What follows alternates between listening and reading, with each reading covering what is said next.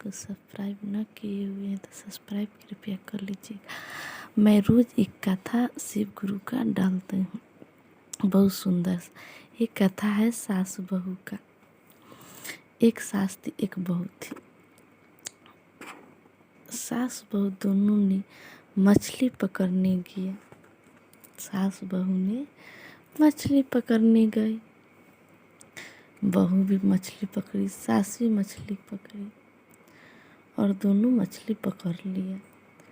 तो सास ने कह रहा था से बहू से कहा से बहू हमें बीच वाला देना, यानी बीच वाला मछली देना, हमको मूड़ी और पूँछ नहीं देना, हमें बीच वाला जो भाग होता है मछली का वो देना। तो बहू कही ठीक है मैं दूंगा। अब सास बहू वहाँ से मछली पकड़ के आने लगी।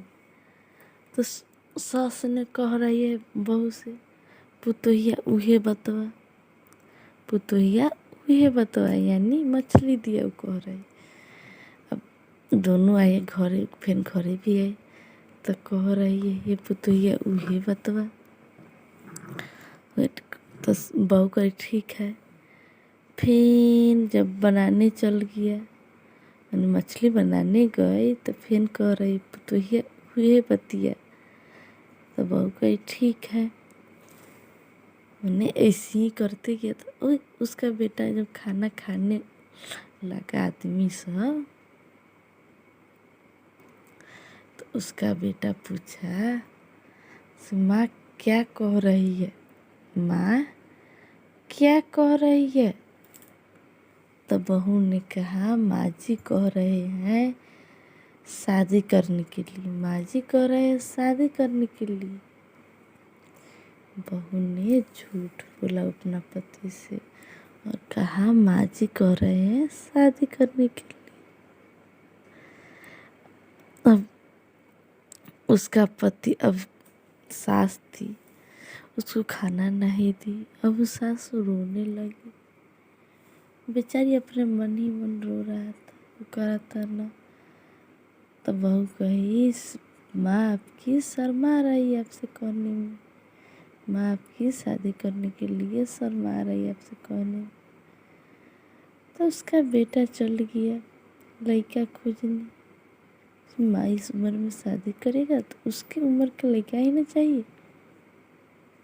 तो अब गया खोजे खोजे, एक बूढ़ व्यक्ति था, उसका कोई पत्नी नहीं था, एक झोपड़ी में रहता था। उससे पूछा बाबा आप शादी कीजिएगा, तो मजाक कर दिया, कहा इस उम्र में शादी मैं करूं, इस उम्र में मुझसे कौन शादी करेगा। लड़का ने कहा मेरी माँ है, लड़का ने कहा मेरी माँ है, आप उससे कृपया शादी कर लीजिए। अब उस बूढ़ा के लिए आया और ज़बरदस्ती शादी कर दिया और घर से बाहर निकाल दिया, घर से बाहर निकाल दिया। अब दोनों बूढ़ा बूढ़ी जाने लगे, जाए बेचारा तो कहाँ जाए, उसके पास तो कुछ था नहीं। तो एक पकुआ होता है, पकुआ उसी के पेड़ के नीचे दोनों बैठे और सोच रहे थे, मन ही मन शिव गुरु की प्रार्थना कर रहे। तो मैंने बहू से क्या कहा और बहू ने मुझे क्या कर दी। मैंने बहू से क्या कहा, मैंने बहू से क्या मांग लिया, से बहू मुझे इतनी बड़ी सजा दी है। सोचने लगी। अब बूढ़ व्यक्ति था, उसे भूख लगा बहुत जोर से। तो दोनों आदमी कहा कि खाए तो क्या खाए, अब कुछ रहेगा तभी ना कोई भोजन करेगा, क्या खाए। तो पकुआ चुन चुन के खाने लगा। कुछ दूर चलने के बाद वहाँ से फिर चल दिया। कुछ दूर चलने के बाद एक कल था। दोनों व्यक्ति माने दोनों आदमी ने पानी पिया और कुछ देर विश्राम किया और बूढ़ी सोच ही रहा था ये कैसी भगवान का लीला। मैंने बहू से मछली मांगा और बहू ने मुझे शादी कर दिया। तो उसके बाद वो दोनों मैंने बनाती थी, खाती थी। अब करे तो क्या करे। और शिव गुरु के पर ही मन प्रार्थना कर रही थी, हे शिव गुरु मुझे यहाँ से ले चलिए, हे शिव गुरु मुझे यहाँ से ले चलिए, मुझे यहाँ से मुक्त कीजिए। शिव गुरु करे तो क्या करे। शिव गुरु उसके प्रार्थना सुने और उसकी बहू के पास साधु के रूप में गए और कहा, भिक्षान दी माता, भिक्षान दी। उसकी बहू ने आई बाहर और कहा, जाइए अभी यहाँ कोई नहीं है, मैं भिक्षा कहाँ से दूँ। वहाँ से साधु बाबा के बेलगा देती है।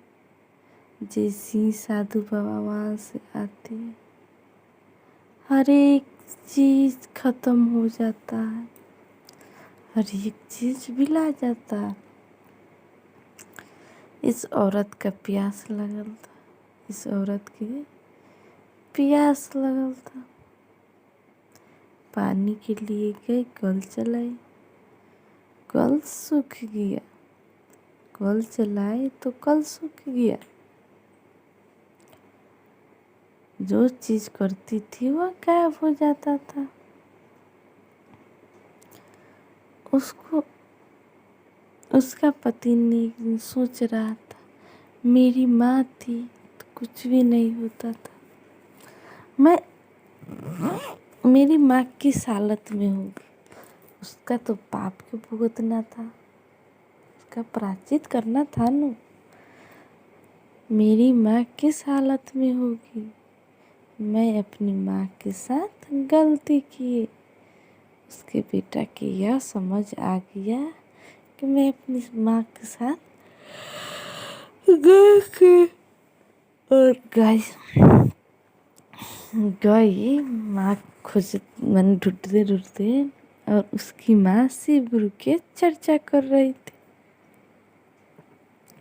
शिव गुरु के चर्चा करती थी और प्रसादी बांटती थी। उसे एक दिन शिव गुरु ने ढेर सारा धन दौलत दिए और कहे, चल जा तू अपने घर। उन्होंने कहा, मेरा कौन सा घर है, मेरा कौन सा घर है जहाँ ने मेरी बहू मुझे निकाल दे और मेरे बेटे ने। मेरा कोई घर रहेगा तब न मैं अपने घर जाऊंगा। मेरा कोई घर नहीं है, मैं जाऊँ तो जाऊँ कहाँ। तो ये सोचते हुए वह बेचारी वहीं पर रहती थी, अपना गुजर जैसे करती थी। एक दिन बूढ़ा व्यक्ति ने मर गया। वो बूढ़ा व्यक्ति ने मर गया जिससे इसका बेटा उसका शादी कर दिया था, उसका पति मर गया। उसके मरने के बाद बूढ़ी अकेले हो गई और सोचती थी, अब मैं कहाँ जाऊँ। अब तो मैं अकेले हूँ, मैं जाऊँ तो जाऊँ कहाँ। और भगवान मुझे प्राण भी नहीं निकाल रहा है। उसका बेटा खोजते खोजते वहाँ से आया और माँ से माफ़ी भी मांगने लगा। कई दिन के भूखा था, इसके पास तो कुछ था ही नहीं। माँ मुझे माफ़ कर दो, मैं आपके साथ अन्याय किया हूँ, मैं आपके साथ अन्याय किया हूँ, आप मुझे माफ़ कर दीजिए। माँ तो माँ होती है। मैं कई दिन से नहीं खाना खाई हूँ। माँ पूछी, क्यों बेटा नहीं खाए हो। तो बताई बेटा ने, मेरे घर एक साधु आए थे, उससे आपकी बहू ने भिक्षा नहीं दी तो मेरे घर की हर एक चीज खत्म हो गई, यहाँ तक कि पानी भी नसीब नहीं है। पानी भी नसीब नहीं है। माँ बेटा के दुख माँ से देखा नहीं गया। माँ उसे पानी पिलाए और पूछा, माँ उस दिन क्या हुआ था? माँ उस दिन क्या हुआ था सास बहू में, अब शादी के लिए क्यों जबरदस्ती की? तो माँ ने कहा, बेटा जिस दिन पूछना था उस दिन तो पूछा नहीं, आज क्यों पूछ रहे हो, बताओ। तो बेटा ने कहा, माँ हाँ मैं उस दिन नहीं पूछा, लेकिन मैं आज पूछ रहा। तो माँ ने सच्चाई बताई। मैं और बहू मछली पकड़ने गई थी और उसमें एक मछली बारा था।